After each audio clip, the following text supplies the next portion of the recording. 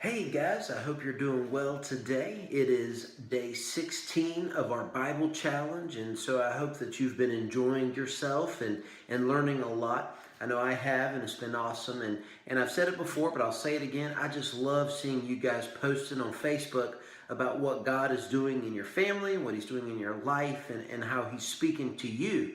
I've learned just as much from you guys as I hope you've learned from us as the pastoral staff.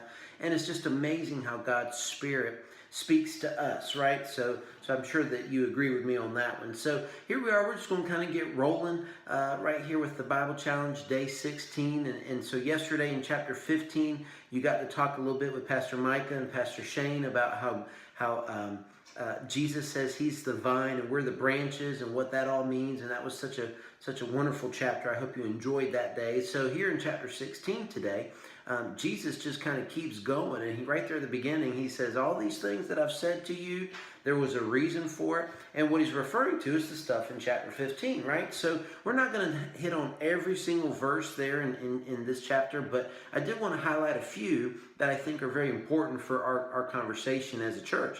And so the first one is right there in verse 7. And actually, Jesus looks at his disciples and he says, but listen, I'm trying to tell you that it is good that I'm going away. Because if I don't, the advocate, or another version says the helper, will not come. And what he's referring to is the Holy Spirit. Now you might be thinking, why in the world would it be good for Jesus to go? And he answers that question. He says that there's three things that the Holy Spirit is going to do here on earth among his people. And so the first one is he's going to prove the world wrong about sin. Secondly, he's going to prove the world wrong about righteousness. And then thirdly, he's going to prove the world wrong about judgment. So I want to kind of like really quickly hit those, but I think it's very powerful, right? So the first one about sin, what the Holy Spirit's going to do is he's going to show people how Jesus forgives sin. Now, isn't that awesome? I mean, you and me, we're believers. We're doing this Bible challenge together, and it's because Jesus set us free from our sin, right? And then secondly, he says, the Holy Spirit is going to prove people wrong about my righteousness, he himself, Jesus. And what he means is, I'm now sitting at the right hand of God. I've been made right with God. Now, what that is so important for us is, now Jesus is sitting at God's hand, and at his right hand, and he is praying on our behalf. He is speaking to the Father on our behalf. And there is no one who can do it better than Jesus, because he never sinned, he died, and God raised him from the dead.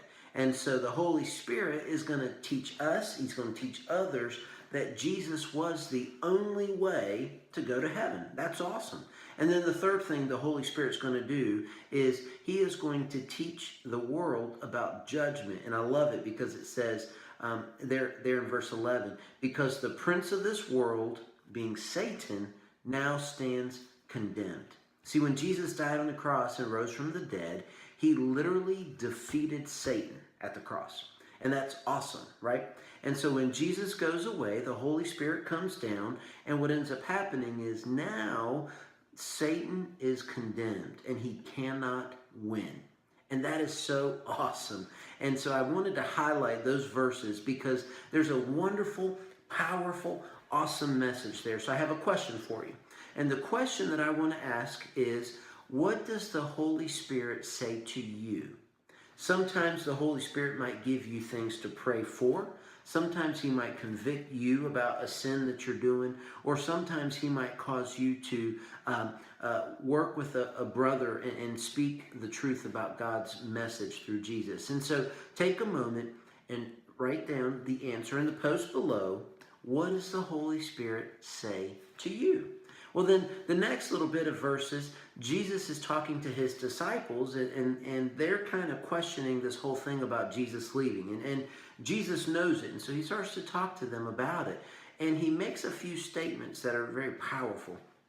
So the first one is, he said that you guys are going to be confused. You're going to leave me. You're going to leave me alone. And right there in verse 33, the last verse, um, Jesus says a very powerful statement that we'll look at in a second. But the disciples, they felt like Jesus was going away. They didn't understand why he said he was coming back eventually. He was only going to be gone temporarily. And Jesus sort of lays it all out there. And he says, here's the deal. I'm going to my Father, and there will be a day when I come back. And for you and me, that's awesome. Because as believers, we know that one day Jesus is going to return to this earth, and he's going to call his saints home. And we're going to go to heaven. We're going to be caught up in that, what we call the rapture, which we won't get a lot of details with that. But nevertheless, what it means is we will one day be with God in heaven. And eventually, over time, we'll come back to this earth. So we don't have a lot of time to talk about all that. That would be another discussion for a lot of days. But nevertheless, Jesus says this statement right there at the end, and this is where I want us to end. He says, I have told you all these things so that in me you may have peace. Because in this world you will have trouble, but take heart because I have overcome the world. That is an awesome statement, because what it means is Jesus has overcome everything that we face. And because he did it, and because we put our faith in him, we can overcome it too. I want you to take a moment. Your last question that I would ask you to really write down is, what are some things that God has helped you overcome? They may be temptations. They may be financial struggles. They may be miracles and prayers that you've prayed for. This is where your testimony is so valuable, because you can say, Jesus helped you overcome the world. I hope that you've enjoyed our Bible challenge for the last 16 days. We're coming right near the end. Only, 5 more days to go. But I want you to hang in there, because this is exciting stuff that's happening over the next 5 chapters. And I hope that you've enjoyed today, and maybe it's been a little bit of an inspiration for you. I know it has for me, because don't forget, Jesus overcame the world, and so we can too. Take care. I hope you have a great rest of your day, and I look forward to seeing you soon. God bless. Bye.